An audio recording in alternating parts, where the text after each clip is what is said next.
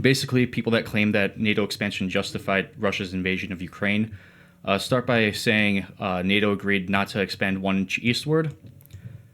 NATO breaking the agreement frees Russia from its other agreements, which leads them to say Russia is now free of obligations preventing its invasion of Ukraine.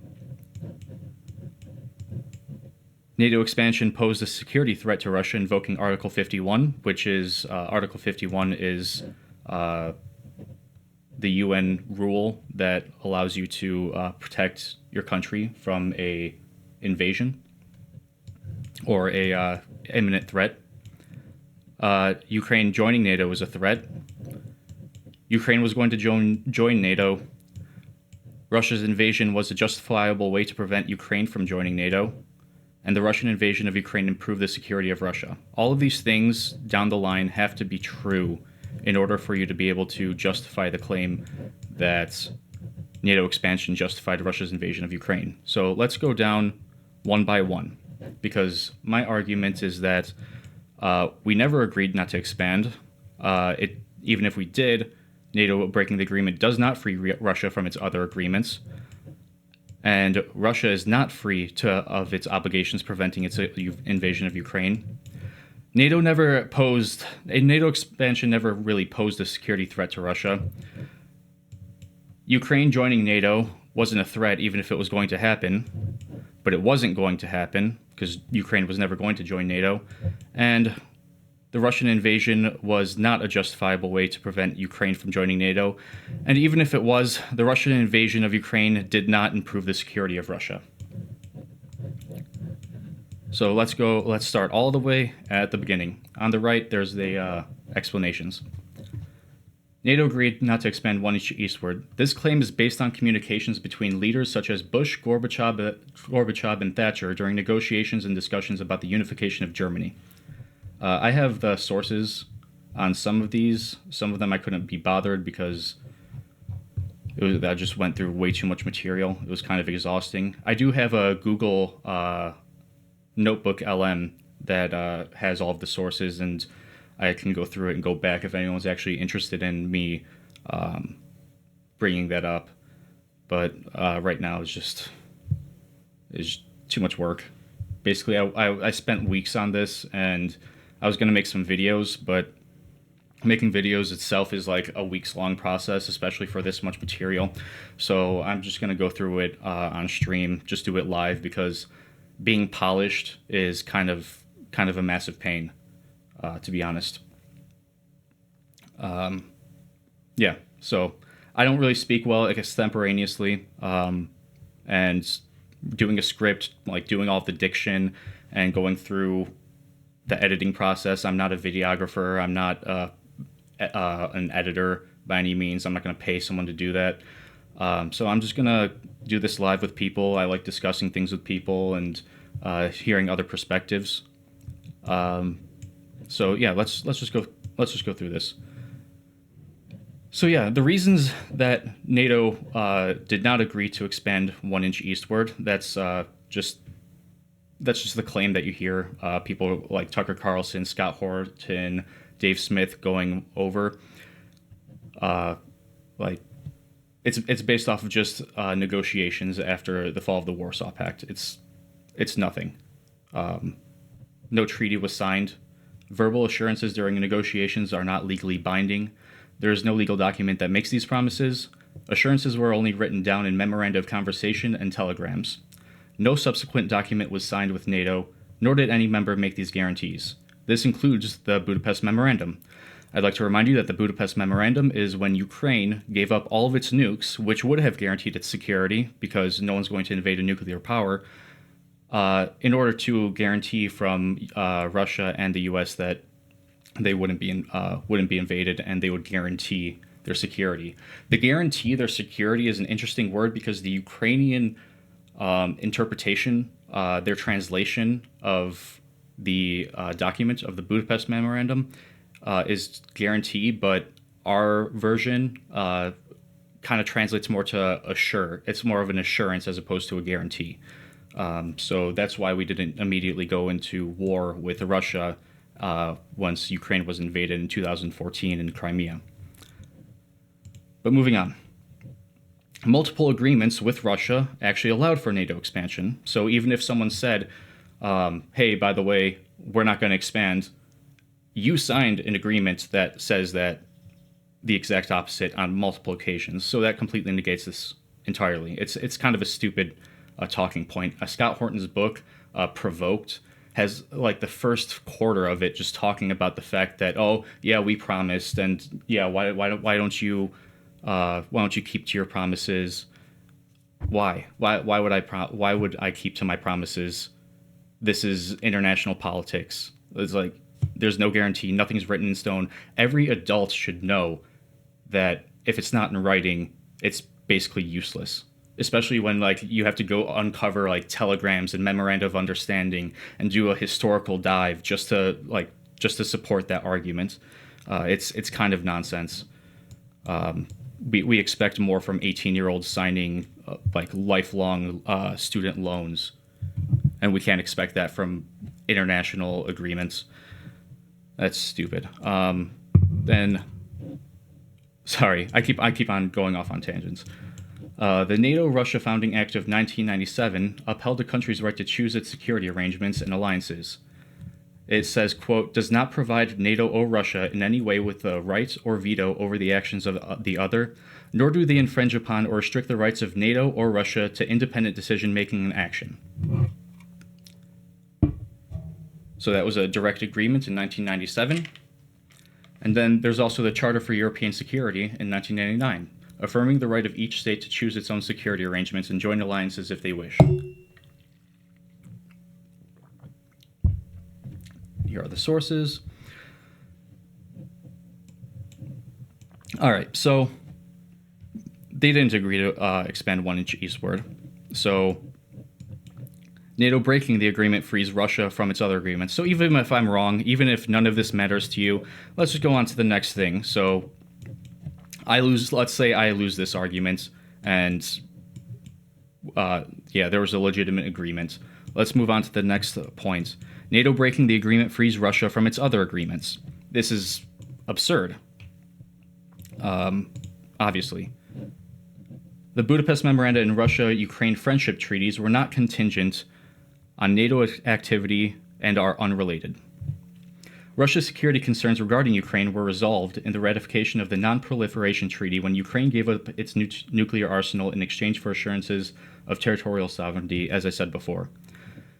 There was no mention of NATO expansion in the Budapest Memorandum. You would think that if it was like contingent on not expanding, you'd put it in other agreements. NATO's expansion hadn't involved Ukraine, which was not a party to the assurances given. Someone breaking an agreement with you is not justification to violate an unrelated third-party agreement. How would I give you a proper analogy? Let's say, for example, your neighbor broke their lease, and you guys have the same landlord. Your neighbor breaking their lease doesn't mean that they can incur fees on you. That would be an absolutely insane expectation. That's not how the law works. That's not how anything works logically. This is actually something that I researched that absolutely no one is arguing, because it would take like looking into international law in order to refute it. But no one actually does that. They just find the talking points, they watch the propaganda machines, and just kind of repeat talking points. So I can basically argue the affirmative of NATO expansion actually, expansion actually justifying Russia's invasion better than the people that actually think that. So, other agreements were legally binding and hold more weight than verbal agreements. I don't know why anyone has to say this. It is kind of an obvious point. Assurances and negotiations do not hold as much weight as legally binding agreements and treaties. Lying is not the same thing as breaking a contract. Lying is not the same thing as breaking a contract. See previous commitments. A fundamental change of circumstance which has occurred with regard to those existing at the time of the conclusion of a treaty, and which was not foreseen by the parties, may not be invoked as grounds for terminating or withdrawing from the treaty unless circumstances that existed at the time of the conclusion of the treaty were indeed objectively essential to the obligations of treaty, subparagraph A, and the instance for the change of circumstance has had a radical effect on the obligations of the treaty. So that is the arguments on the changing circumstances. Basically, there's in the Treaty of Vienna, the Convention on Treaties in Vienna, which is internationally binding. It's part of international law. It basically says what the rules of treaties are, and there is in this section of the Vienna Convention a way that you can actually say that this treaty is null and void, and that would be basically be outlined over here. It's kind of complicated, but yeah, there's here's the text of the actual thing. A fundamental change of circumstances may not be invoked as a ground for terminating or withdrawing from a treaty if the treaty establishes a boundary. So the what is it? It was the Russia-Ukraine Friendship Treaty actually established the boundaries of Russia and Ukraine. So even if there was changing circumstances, this doesn't apply to them. Because also it has to be foreseen. The expansion of NATO was foreseen. They talked about it, obviously. It wasn't like a giant, massive asteroid hit.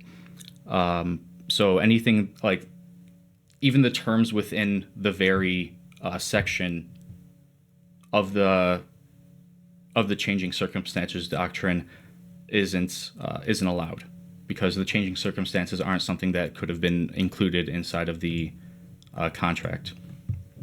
The expansion of NATO was foreseen. The change in circumstances is not an essential basis for not invading Ukraine. The extent of obligations to be performed by Russia was not radically transformed. The Russia-Ukraine Friendship Treaty of 1997 establishes Russia's recognition of the borders of Ukraine and is thus exempt from Article 62 termination of the treaty. And then it goes on to another principle of international law, Pacta sunt servanda. A fundamental principle of international law is pacta sunt servanda, which means agreements must be kept. This principle, enshrined in the Vienna Convention on the Law of Treaties, to which Russia is a signatory, dictates that every treaty in force is binding upon the parties to it and must be performed by them in good faith. Even if one party believes another has violated a separate understanding or agreements, this does not automatically nullify their obligation. Then there's the changing circumstances argument that I mentioned earlier. Given the changing circumstances, clausula rebus sextantibus, that's more Latin, not necessary to remember, Russia can nullify its prior commitments. The expansion of NATO fundamentally changed the security reality, and Ukraine's 2014 revolution changed Ukraine's status.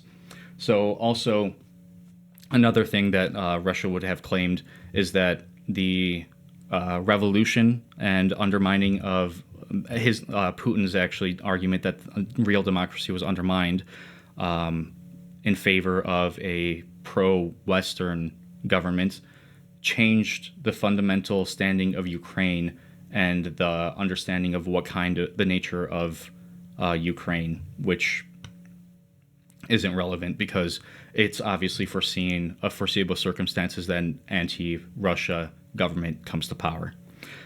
Putin obviously didn't think so because we hear that Ukraine was an incredibly corrupt country, but one of the reasons that it was actually incredibly corrupt was because Putin directly decided to corrupt it. As a matter of fact, during the Euromaidan, the Maidan Revolution in Ukraine in 2014, or was it rather the end of 2013, going into 2014, that day, Putin actually, not Putin or Russia, it's irrelevant, the specifics, sent into Ukraine $2 billion via wire transfer after discussing how to quell the protesters. And immediately after that transfer, the police started opening fire on the protesters. So if you're wondering about corruption or the whole nonsense about the U.S. being involved with $5 billion in undermining democracy, or the CIA or being involved, or the phone call, that's nonsense. It's pennies. Basically, absolutely no interference compared to the deeply entrenched pro-Russian corruption that was in Ukraine the entire time. But moving on. Sorry.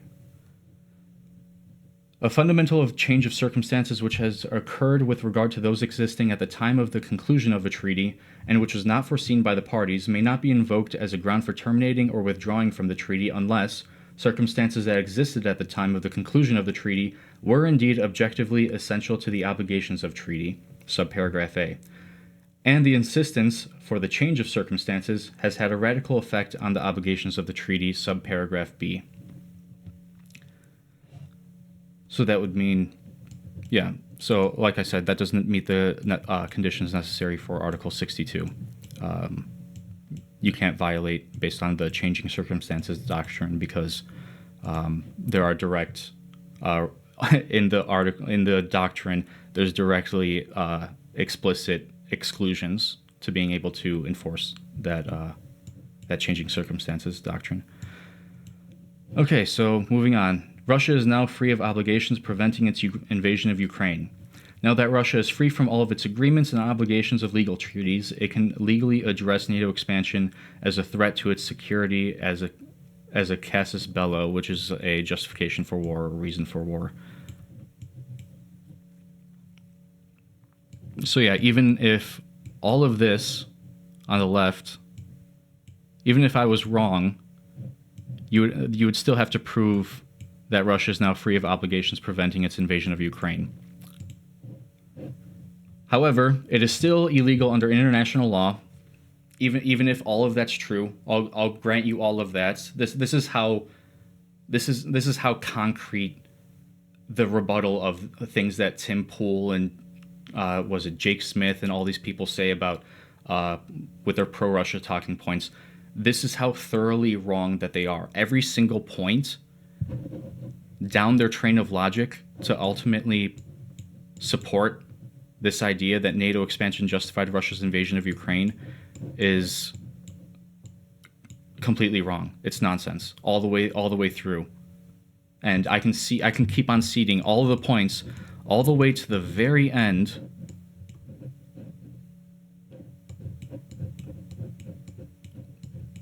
I can see the points all the way to the very end without losing the argument or ceding the point. But it is still illegal under international law to violate the territorial sovereignty of another nation. So even if Russia was free of its obligations preventing its invasion of Ukraine, it's still illegal under international law. Russia's invasion of Ukraine violates Article 2.4 of the UN Charter, a central tenet of the Charter that requires UN member states to refrain from the use of force against the territorial integrity or political independence of any state.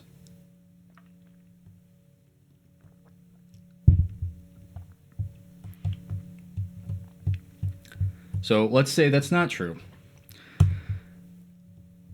The next step would be to argue for the justification is that NATO expansion posed a security threat to Russia, invoking Article 51. NATO was originally meant to deter Soviet aggression. Its purpose has evolved to new security threats, primarily Russia. The closer NATO gets to Russia's border, the greater the military risk to Russia, and therefore the greater the threats. Now, this is probably the meat and potatoes of the arguments, people citing security concerns, but let's go through all four of the arguments that I have debunking that. Nuclear warfare has been a sufficient deterrent since the Cold War, and NATO expansion doesn't nullify mutually assured destruction. Ultimately, Russia still has nukes. No one's going to invade a country, a nuclear power. That's never been a worry. No scholar is going to say that. Scott Horton, by the way, is not a scholar. He has his conclusion, and he just finds all the evidence to support that conclusion. And some might say that a strike from the border negates the possibility of retaliation. Sorry, let me finish that previous point. The entirety of the Cold War saw nuclear deterrence successful in keeping nuclear powers from the direct combat, let alone invasion. Given that Russia still has the world's largest nuclear arsenal, the threat of nuclear warfare is still a major deterrent. Need I say more? Okay. So a strike from the border negates the possibility for retaliation. Let's just say, for sake of arguments, we established more nukes in Ukraine. The closest nukes are in Turkey to Russia, but let's just say we established nukes in Ukraine, and the nukes are close enough so that they don't have enough time to respond or react. And so that way we can annihilate Russia without them being able to invoke mutually assured destruction. There exist nuclear submarines outside of Russia that are able to attack the U.S. Russia's nukes are spread out, so it's across the entire vastness of Russia. So even if you are close to Moscow, there's going to be nuclear weapons on the other side of Russia that can basically have global reach. And then no additional nuclear capabilities were built closer to Russia from NATO expansion. No, there's been no additional nuclear capabilities in any country since NATO started expanding. Also, Russia hasn't mobilized any troops as a result of NATO expansion. You would think that if I was worried about someone invading me because of NATO expansion and them joining an alliance, I might have a buildup of troops. Never happened. Every time NATO has expanded, the military response in preparation for the new security threat has been utterly non-existent. There's been no buildup of troops. There's been no reinforcing of borders. It hasn't been taken seriously. Also, Russia's military presence on its western and southern border decreased from the 1990s to 2014. Why do you think that 2014 was kind of a changing point? Any ideas? Oh yeah, because Russia invaded Ukraine. They annexed Crimea. So yeah, that's the only reason for the buildup of troops after 2014. But generally, the threat of NATO invasion or the hypothetical threat of NATO expansion being a reason for invasion, it just diminished more and more. Russia and Putin recognized that, so that's complete nonsense. Not to mention, adding the Baltic states, which included Estonia, Lithuania, and it was Estonia, Lithuania, and one other one. I can't remember exactly. It was a strategic disadvantage that weakened NATO due to the fact that they would be very difficult to defend. NATO was actually disadvantaged by expansion because that area right by the Baltic states is heavily fortified with multiple bases and artillery capabilities from Russia. So the same thing would be true for Ukraine, but I'll get into that later. Yeah, Russian fortifications of that region make it so that we would have to be forced to evacuate and take special precautions, which would be a huge military disadvantage for NATO by expanding. All right, so let's just say that all of that's wrong. All four of those points are nonsense. Let's just say I lied about every single one of these things. Just for sake of argument. You'd also have to prove that Ukraine joining NATO is a threat.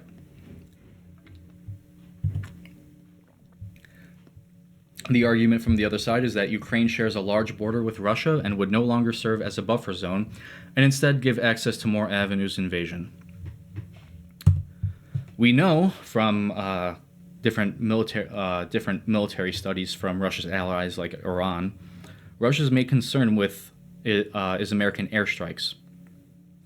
You can research any single conflict that the U.S. has been in since the Cold War.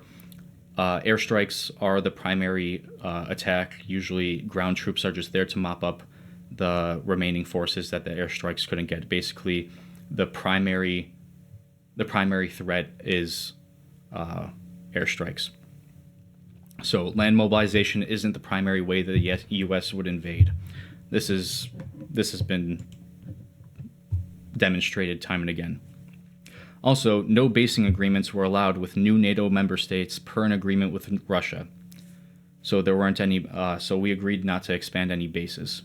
In addition to that, the last time a country bordering Russia joined NATO before the invasion of Ukraine in 2022 was 2004. If NATO expansion was a threat, then Russia had waited 10 years to respond with the invasion of Ukraine. So 2004 was the last time NATO joined, included another country that bordered Russia. And 2014 was when they responded. So nothing happened in 10 years. If they were so worried, why did they take 10 years of absolutely nothing and demilitarization and lower troop presence for them to respond? It's completely unrelated. NATO expansion had nothing to do with it. If NATO expansion was a threat, then Russia had waited 10 years to respond with the invasion of Ukraine. This gap in time, when military buildup in Russia had not occurred, would indicate that the invasion was not in response to NATO expansion. Given there were already member states bordering Russia, this was not a novel risk. We would have already used our bordering states to invade Russia if that was the case. There's no novel, extra special circumstance that gives Ukraine a greater threat to Russia if it were to join. But yeah, let's say that none of this is true. Let's just say I'm wrong about all these things. Ukraine joining NATO is in fact a threat. Then the opposite side would actually have to say Ukraine was going to join NATO. Obviously, that's the logical next step. If I'm trying to prevent Ukraine from joining NATO because it's a security threat, I would have to prove that Ukraine was going to join NATO.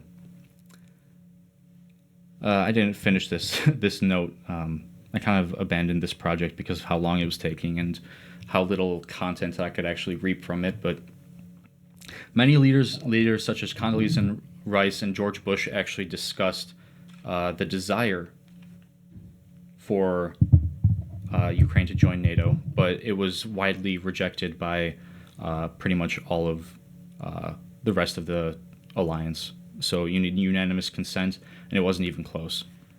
Also, according to NATO doctrine, as long as there's a border dispute, there's no pathway to NATO membership. So because of the invasion of Crimea, that border dispute means that Ukraine, according to NATO's very own laws, was exempt from being able to join NATO. And then, in addition to that, Ukraine passed a bill barring it from joining NATO in 2010. It was in law. If you think that that wasn't relevant, and after the Euromaidan revolution, that law was null and void because of the anti-Russia, pro-Western government that was installed, why would they go through the bother of repealing it after the invasion of Crimea? So it wasn't before. It's not like they revoked it and then Russia invaded because they were worried that that was a signifier that they were going to join NATO. It wasn't until the invasion of Russia that they were actually bothered to repeal it. So yeah, Ukraine was never going to join NATO. There's no reason to believe that. They didn't even have an official plan for their joining issued. There was arguments within NATO, and there were some people in the U.S. that were thinking about giving a revised kind of expedited version of a membership plan, but that was never actually implemented or passed. So then, okay, let's just say Ukraine was going to join NATO. Yet again, I keep on doing this. We can keep on going on and on. Ukraine was going to join NATO. Let's just cede that argument. Let's just pretend like all the way, like all of their points are true up until now. Everything I said up until this point is a lie. Then you would have to say the Russian invasion was a justifiable way to prevent Ukraine from joining NATO. The casus belli in Article 51. Article 2.4 of the UN Charter is no longer applicable.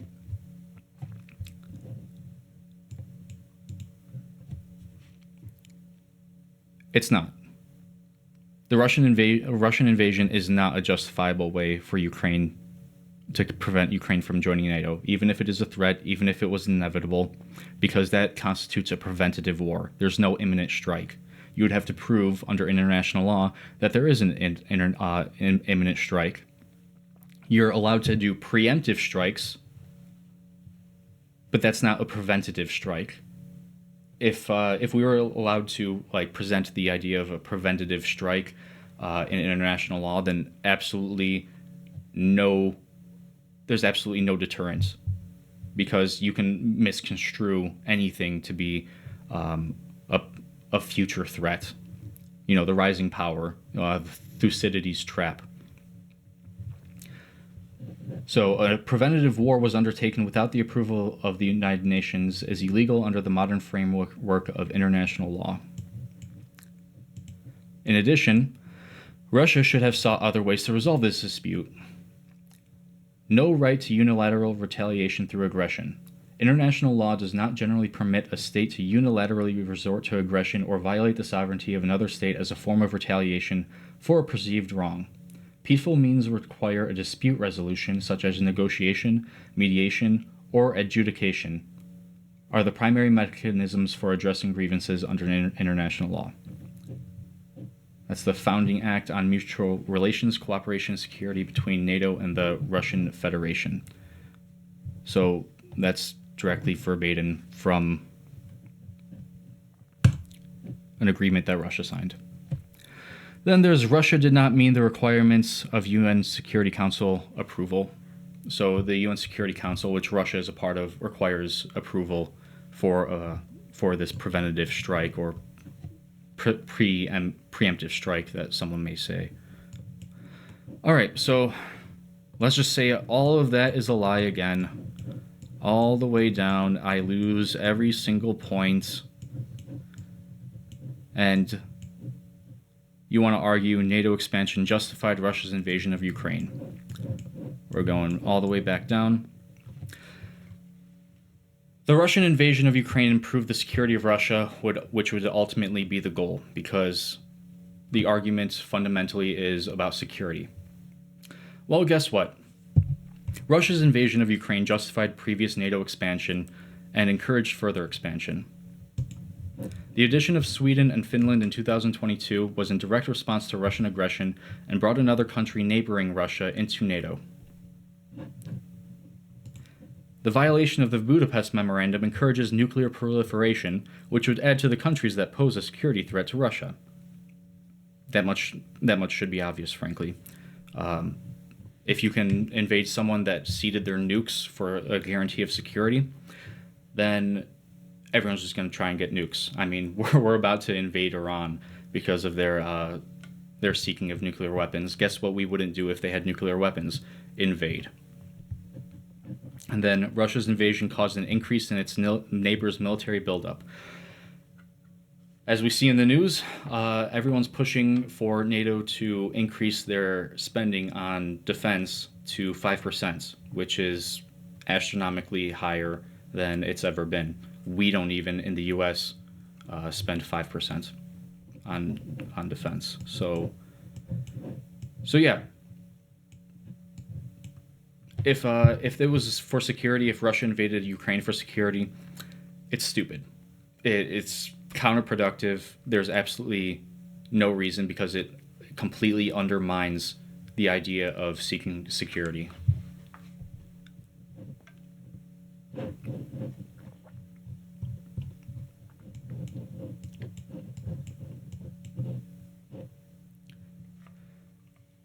And if anyone is interested in